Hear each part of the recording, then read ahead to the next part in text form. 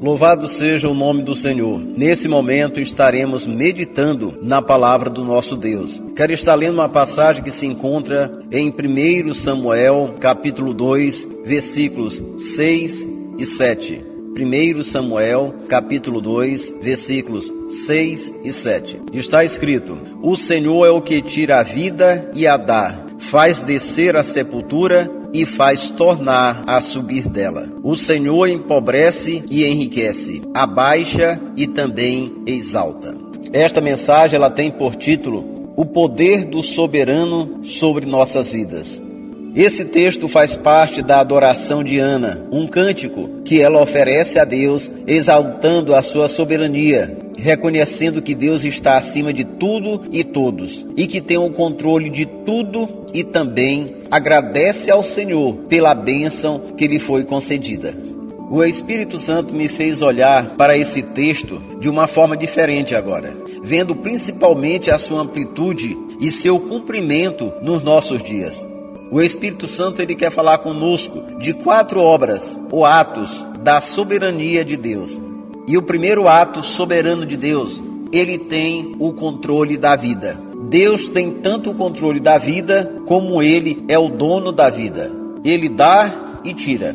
Deuteronômio capítulo 32, versículo 29 está escrito: Vede agora que eu sou, e mais nenhum Deus comigo. Eu mato e eu faço viver, eu firo e eu saro, e ninguém há que escape da minha mão. Em Jó capítulo 33, versículo 4 também está escrito: O Espírito de Deus me fez, e a inspiração do Todo-Poderoso me deu vida.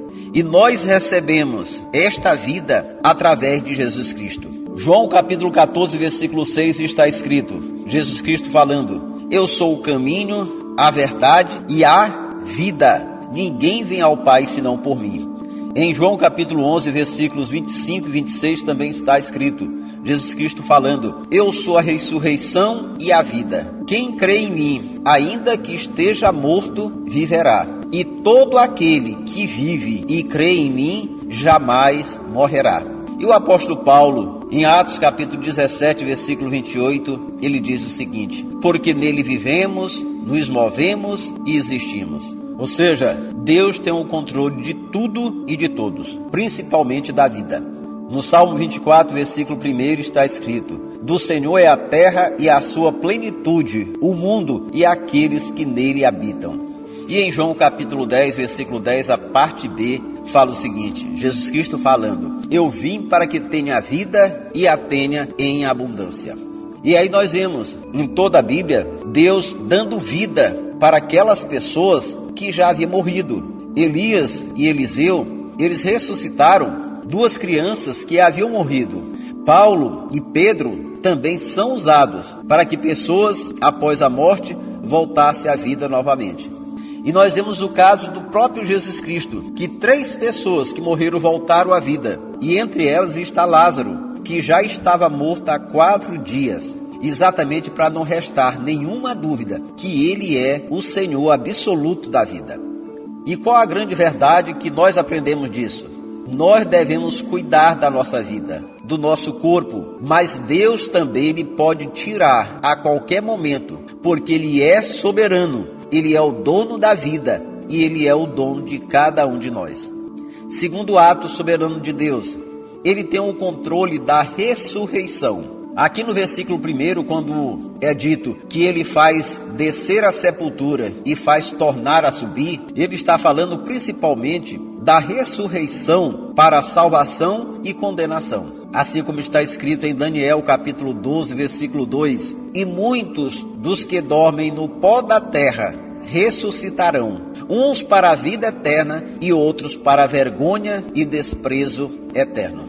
Porque aqui nesse texto fala que muitos e não todos, porque não são todos que vão passar pelo processo da morte. Muitos dos que estão vivos e estão em Cristo, na sua volta para arrebatar a igreja, estas pessoas não irão passar pela morte, mas terão seus corpos transformados e subirão ao encontro do Senhor. conforme está escrito em 1 Tessalonicenses capítulo 4, versículos 16 e 17. E os que morreram sem salvação irão ressuscitar também, só que para o juízo do grande trono branco, o juízo final, apenas para receberem a condenação, conforme está escrito em Apocalipse capítulo 20, versículos 6 e de 11 a 14. Isso nos traz uma grande verdade, que a definição do tipo de ressurreição que teremos é feita aqui na terra. Então vamos escolher com sabedoria, vamos escolher a primeira ressurreição. Em 2 Coríntios capítulo 5, versículo 10, ainda está escrito: porque todos devem comparecer ante o tribunal de Cristo, para que cada um receba segundo o que tiver feito por meio do corpo, ou bem ou mal. E em Mateus, capítulo 16, do versículo 26 a 28, está escrito: pois que aproveitaria o homem ganhar o mundo inteiro e perder a sua alma? Ou que dará o homem em recompensa da sua alma? Porque o Filho do Homem virá na glória de seu Pai, com os seus anjos, e então dará a cada um segundo as suas obras. Amém? Terceiro ato soberano de Deus. Ele tem o controle da riqueza e pobreza. Quando se diz, no versículo 7 do texto inicial, está dizendo que Deus empobrece e enriquece. Logicamente que existe a lei da semeadura. Os que trabalham e ficam ricos, como tem também outras pessoas que trabalham muito e não enriquecem. Por isso que em Provérbios 22, versículo 2 está escrito: o rico e o pobre têm isto em comum: o Senhor é o Criador de ambos. E em Eclesiastes, capítulo 5, versículo 19 está escrito: e quando Deus concede riquezas e bens a alguém e o capacita a desfrutá-los, a aceitar a sua sorte e a ser feliz em seu trabalho, isto é um presente de Deus.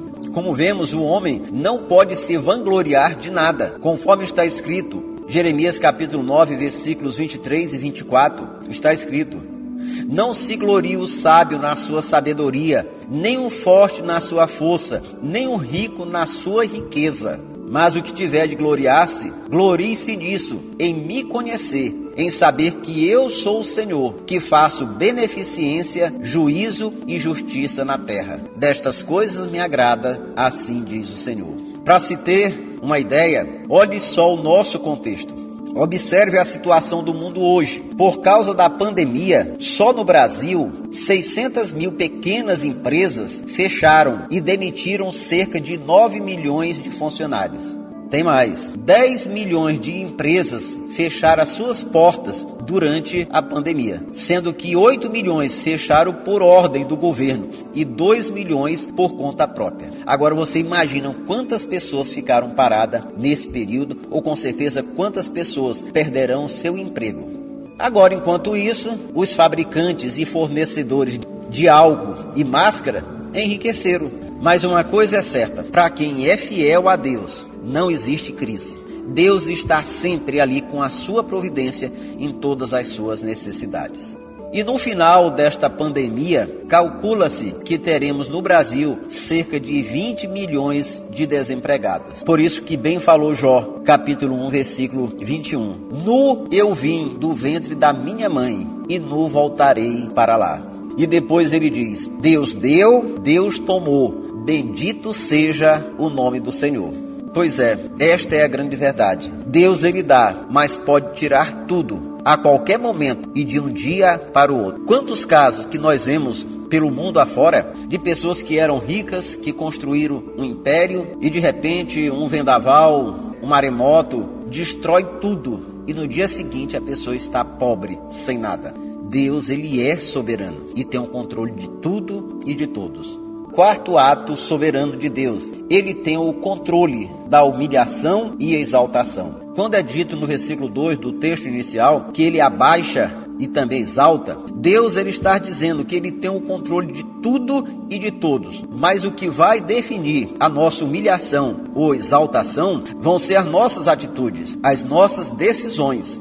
Por isso que em Mateus capítulo 23, versículo 12, Jesus Cristo diz que aquele que se exalta será humilhado, e aquele que se humilha será exaltado. Tiago capítulo 4, versículo 10, também está escrito: humilhai-vos perante o Senhor, e Ele vos exaltará. 1 Pedro capítulo 5, versículo 6, lá também está escrito: humilhai-vos debaixo da potente mão do Senhor, para que ao devido tempo Ele vos exalte. Provérbios 16, 18. Veja só que grande verdade. A soberba precede a ruína, e a altivez do espírito precede a queda. Por causa do orgulho, por causa da soberba, muitos se arruinaram. Muitos caíram, muitos foram abatidos. Então esta é uma grande verdade. E a grande verdade de tudo isso, principalmente desse ponto, o principal segredo para exaltação é a humilhação, é a atitude de humildade, é estar diante de Deus e reconhecer tudo que Ele é, tudo que Ele pode fazer, reconhecer que Ele tem o domínio de tudo e de todos. E logicamente rogar, pedir pela sua misericórdia, pelas suas bênçãos.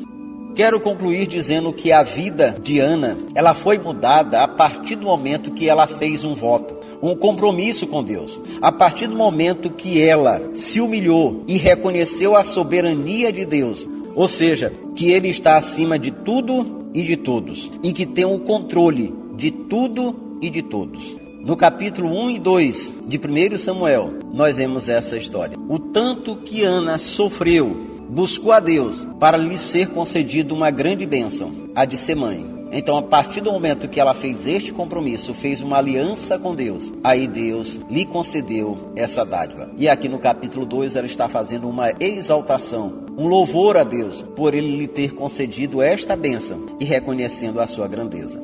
Então você está diante da oportunidade de receber vida em abundância, ressuscitar para a salvação, ser rico de muitas formas e também ser exaltado por Deus.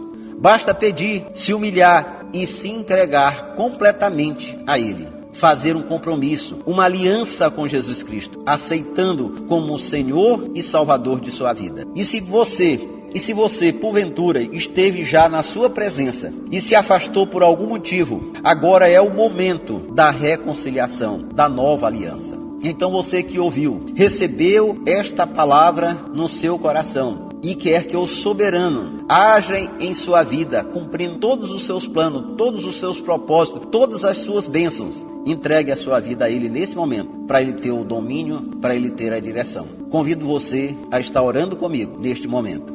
Glorioso Deus, eterno Pai, em nome de Jesus, eu te apresento, Senhor, nesse momento, todas as pessoas que ouviram e receberam essa palavra no seu coração e estão dispostos, nesse momento, a confessar os seus pecados e te confessar também como Senhor e Salvador de suas vidas, entregando de uma forma plena suas vidas para que o Senhor venha dar a direção em todos os seus passos, em todas as suas atitudes.